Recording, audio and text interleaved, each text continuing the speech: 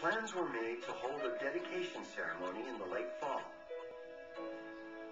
The organizers, almost as an afterthought, invited President Lincoln to deliver a few appropriate remarks.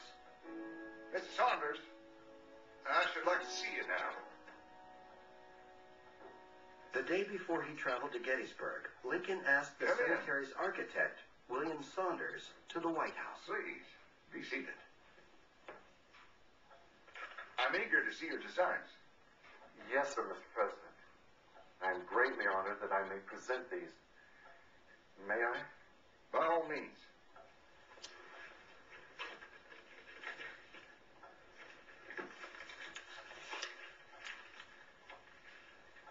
These semicircular shapes here are graves.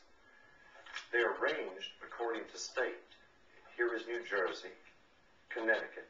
They created, in effect, the first national cemetery. They got the idea of getting all the states who had sent volunteer soldiers who had been killed at Gettysburg, get them involved, which was done. It was a factor in the kind of nation building, the kind of sense of togetherness. This space here is reserved for the U.S. Army regulars. But before the new cemetery could be dedicated, the bodies had to be moved.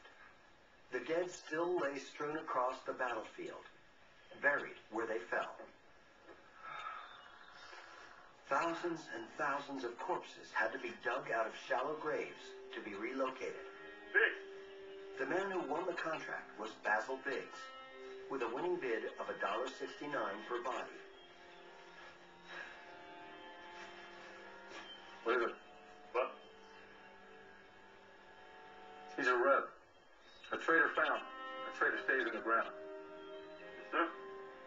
The new cemetery was only for soldiers who died for freedom. And you'll notice that the fallen are buried without regard to rank. To fall in the fight for freedom, all are equal in their sacrifice. And so these brothers in arms shall lie here together forever as honored equals. Fitting. All together. Fitting. Mr. Saunders, thank you so very much for coming. Thank you, sir. They were being honored not just for their state or just for their families, but for the nation. So I think the beginning of this national cemetery was a very positive thing, and Lincoln recognized it as a positive thing. That afternoon, re-energized by his meeting with William Saunders, Lincoln returns to the task of working on the draft of his speech. His thoughts crystallizing around the grand principle embodied in Saunders' design: equality.